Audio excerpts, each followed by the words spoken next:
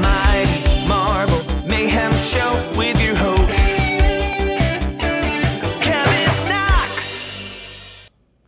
Hello, true believers, and welcome to episode 19 of the Mighty Marvel Mayhem Show. I'm your host, Kevyn Knox.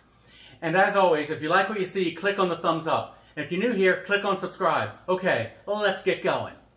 In today's episode, we're going to take a look at more early adventures of the Mighty Thor, God of Thunder, which take place in the one-time anthology series, now superhero series, called Journey into Mystery. Now, we left off with issue number 97 last time, so let's look at that. And we have Thor battling Lava Man. He's a big giant guy made of lava and can control lava. He's really boring. He's really lame. This isn't exactly a great rogues gallery Thor's building here. I mean, other than Loki, there really hasn't been a good villain in this thing. Now, that brings us to issue number 98. Because the villain in number 98 makes the Lava Man look awesome. Makes him look like Dr. Doom. Yes, in 98 we get the introduction of the Human Cobra. That's right, the Human Cobra. I mean, he has legs and arms. He's not a freaking cobra.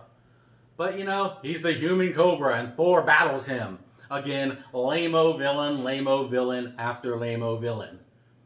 And 99, well, he gets a little better. This is Mr. Hyde we get now.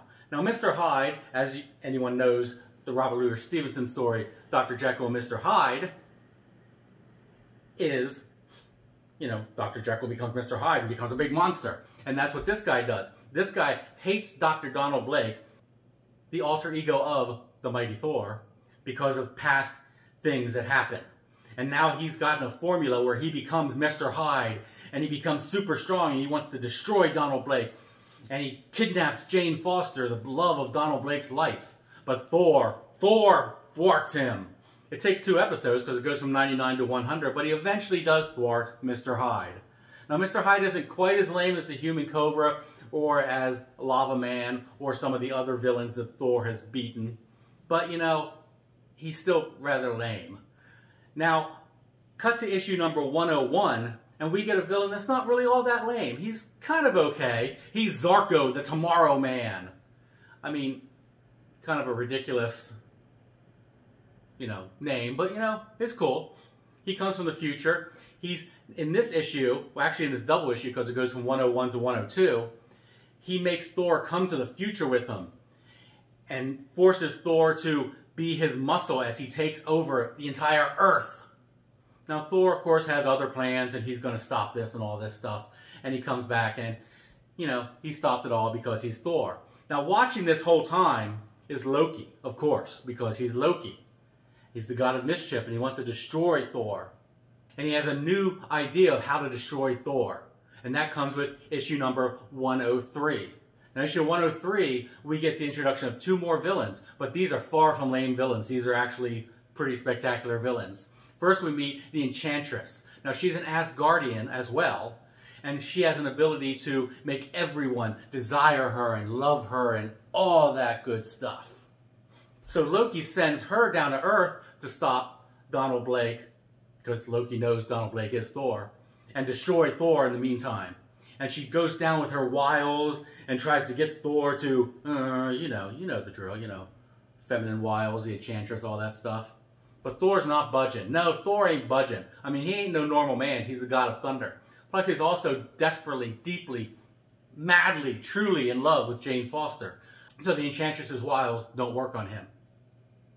So she gets a second plan. She goes back to Asgard and gets her buddy, the Executioner. The Executioner is almost as physically strong as Thor himself. He may not have the power of Mjolnir, but, you know, he's a pretty powerful guy. And they come back and try to destroy Thor, but of course he thwarts them.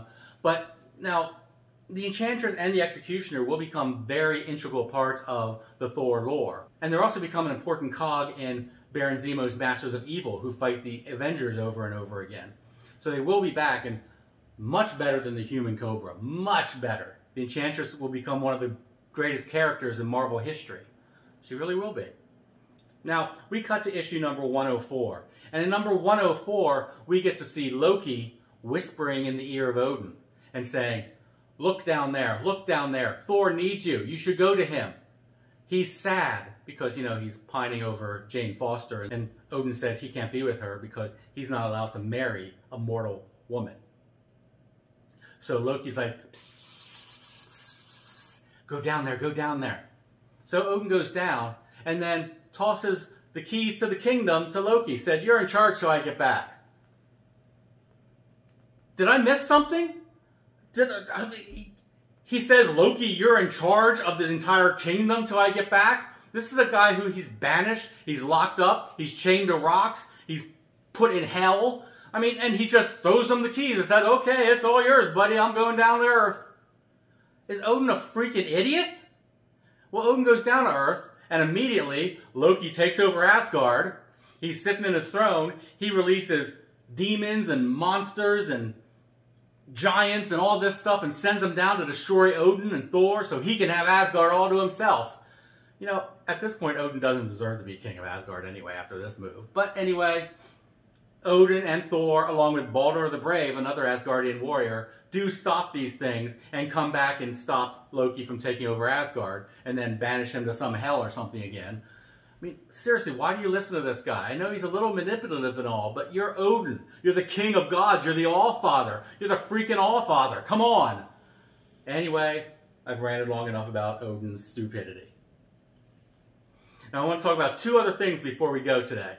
One of them is, starting with issue number 97, there's a backup story in Journey into Mystery, and it's Tales of Asgard. And it's written by Stan Lee and drawn by Jack Kirby. Or actually, you know, it's more written and drawn by Jack Kirby. Stan Lee just comes in with a few little plot things. But this is Jack Kirby's baby. And it's stories of old Asgard, ancient Asgard from the actual Norse mythology, where he sees Odin creating humanity and all this stuff. And then eventually, you know, it's going to be in every issue, we get to see the young Thor, little baby Thor and little baby Loki, and then they grow up and everything. And we see Thor as he once was as a young man, however young he was at the time, wielding Mjolnir, and these great early adventures, all done by Jack Kirby.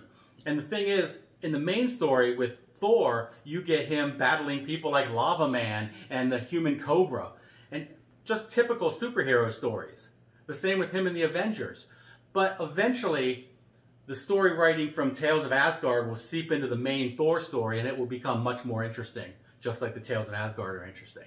Now, the other thing I wanted to talk about was Jane Foster. Poor Jane Foster. Now, Donald Blake is in love with Jane Foster, and Jane Foster is in love with Donald Blake. But she's in lust with Thor, but she doesn't know they're the same person yet. Now, Donald Blake wants to tell her he loves her, but Thor's not allowed because Odin has forbidden it. He doesn't think she's worthy of it, because he saw her do something that was helping Thor, but he thought it was hurting Thor. And she's not a worthy mortal. You can't marry her. But Thor pines and pines away. Now, eventually we know they do get together. And we know she becomes worthy because at one point she becomes Thor and wields Mjolnir. I mean, how many people can wield Mjolnir? I mean, you have Thor, Captain America's, the only mortal is able to do it. You have Odin, of course, can do it. Maybe a few other Asgardians. Beta Ray Bill could do it. Thunderstrike? I'm not even going to talk about Thunderstrike. But I mean, not many people can wield Mjolnir. And Jane Foster eventually does and becomes Thor. And she'll become Thor in the new MCU Thor movie as well. So we're looking forward to that. But I've rambled on enough. Did I mention how lame the Human Cobra is? Yeah, I did. Okay. We're done with that. So that's it for this episode. In the next episode, we're going to be back with a very special episode. Because a few weeks ago, we got to meet Spider-Man. We had an interview with him in the back alley outside of the studio. Well, in the next episode, we're going to take a look at all the other things we did with Spidey that day. It's going to be a very spidery issue. For now, I'd like to thank you for watching this episode. And if you liked it, give us a thumbs up. And also, let me know what you thought in the comments. And as always, if you don't already subscribe to the Mighty Marvel Mayhem Show, and you know you should, click on that subscribe button. And tell all your friends. The more the merrier. That's it, gang. See you in the funny pages.